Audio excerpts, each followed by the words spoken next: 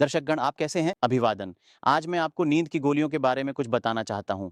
हम अक्सर विभिन्न प्रकार की बेचैनी या नींद ये कीटकों की समस्याओं से पीड़ित रहते हैं। मुझे अब तक नींद से संबंधित कोई समस्या नहीं हुई है, लेकिन ऐसे लोग मिलना मुश्किल है।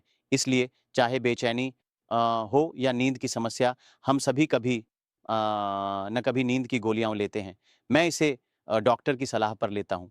कभी-कभी डॉक्टर से परामर्श किए बिना मैं इसे स्थानीय दवा की दुकान से खरीद लेता हूँ और खूब खाता हूँ। अब बात ये है कि जब हम नींद की गोलियाँ लेना शुरू करते हैं, लेकिन कुछ दवाइयाँ ऐसी भी हैं जो कम बहुत खुशी या अच्छा एहसास या थोड़ी शांति का एहसास देती हैं। लोगों को आराम मिलता है। हाँ, इससे अस्थायी तौर पर बहुत खुशी का एहसास होता है। इसीलिए पहले 1 या 2 बार खाने के बाद मैं पाता हूँ कि मैं बार-बार खाने लगा हूँ। कभी-कभी अ, जब मुझे बीमार महसूस होता है तो मैं खाना खाता हूँ या उसके बाद मैं खुद को लगभग हर दिन खाते हुए देखता हूँ। तो इनमें से कौन-सी नींद की गोलियाँ वास्तव में नींद की गोलियाँ हैं और ये नींद की गोलियाँ कौन-सी हैं? मुझे लगता है कि मुझे आपके लिए यह स्पष्ट करना चाहिए कि इसे वास्तव में कितने समय तक खाया जा सकता है, क्योंकि आप में से कई लोग दिन-प्रतिदिन नींद की गोलियाँ ले रहे हैं। अब नींद की गोलियों का वास्तविक अर्थ क्या है? बहुत से लोगों के बीच यह धारणा है कि मानसिक रोग की दवाएँ मतलब सिर्फ़ नींद की दवाएँ, लेकिन मानसिक रोग की दवाएँ बिल्कुल भी नींद की दवाएँ नहीं हैं। आपको जानकर बहुत हैरानी होगी कि जिन्हें हम एंटीसाइकोटिक ड्रग्स कहते हैं, एंटी डिप्रेसेंट ड्रग्स कहते हैं, जो अवसाद की दवाएँ हैं या जिन्हें हम विभिन्न असामान्य व्यवहारों की दवाएँ कहते हैं, वे नींद की दवाएँ नहीं हैं। उनमें से कुछ दवाओं से कभी-कभी नींद आ जाती है, लेकिन जैसे एक एलर्जी की दवा खाने से जिस वजह से नींद आती है या सर्दी-खाँसी की दवा खाने से जिस वजह से नींद आती है, ठीक वैसे ही मानसिक रोग की कुछ एंटी डिप्रेसेंट, एंटीसाइकोटिक जैसी दवाओं से भी उसी कारण, उसी मैकेनिज़्म से, उसी प्रक्रिया के तहत नींद आती है। लेकिन असली नींद की दवाएँ आखिर कौन-सी हैं? हम उन दवाओं का भी इस्तेमाल मानसिक विभिन्न बेचैनी या अशांति में करते हैं। वे दवाएँ कौन-सी हैं? ये दवाएँ जिन्हें बेंजोडायज़ेपिन समूह की दवाएँ कहा जाता है, मानसिक स्वास्थ्य से जुड़ी कई समस्याओं के इलाज के लिए डॉक्टरों द्वारा दी जाती हैं।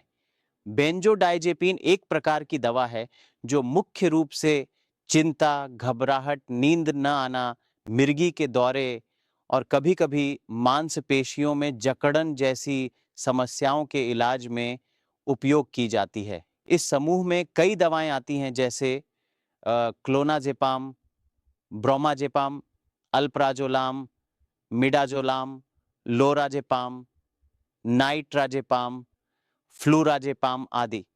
इन दवाओं के नाम अलग-अलग हो सकते हैं, लेकिन इनका काम लगभग एक जैसा होता है, यानी दिमाग को शांत करना, चिंता को कम करना और नींद लाने में मदद करना। इन दवाओं के नाम अक्सर उनके पैकेट या पत्ते पर छोटे-छोटे अक्षरों में लिखे होते हैं। उदाहरण के लिए, अगर आप किसी दवा का पैकेट देखें, तो उसमें नीचे की तरफ या किनारे पर दवा का असली नाम और उसका समूह लिखा होता है। जैसे क्लोनाज़ेपाम के नीचे बेंजोडायज़ेपिन लिखा हो सकता है। इसी तरह अल्प्राज़ोलाम, ब्रोमाज़ेपाम, मिडाज़ोलाम, लोराज़ेपाम, नाइट्राज़ेपाम, फ्लूराज़ेपाम ये सभी इसी समूह में आती हैं। मैंने जिन नामों का उल्लेख किया है, वे इस समूह की दवाओं के उदाहरण हैं। इन दवाओं के अलग-अलग ब्रांड नाम भी हो सकते हैं, लेकिन असली नाम यही होते हैं। अगर आप या आपके परिवार में माइन कोई व्यक्ति ये दवाएँ ले रहा है, तो कृपया दवा के पैकेट को ध्यान से देखें और उसमें लिखे नामों को मिलाएँ। अगर आपको इनमें से कोई नाम दिखे, तो समझिए कि वह दवा बेंजोडायज़ेपिन समूह की है। इन दवाओं का लंबे समय तक या बिना डॉक्टर की सलाह के सेवन करना स्वास्थ्य के लिए हानिकारक हो सकता है। अगर कोई व्यक्ति ये दवाएँ रोज़ाना या लंबे समय से ले रहा है, तो उसे डॉक्टर से सलाह लेनी चाहिए। साथ ही जो लोग मेरा वीडियो देख रहे हैं, वे भी अपने घर में रखी दवाओं की जांच करें और देखें कि कहीं इनमें से कोई दवा तो नहीं है। अगर है तो उसके बारे में पूरी जानकारी लें और डॉक्टर से बात करें।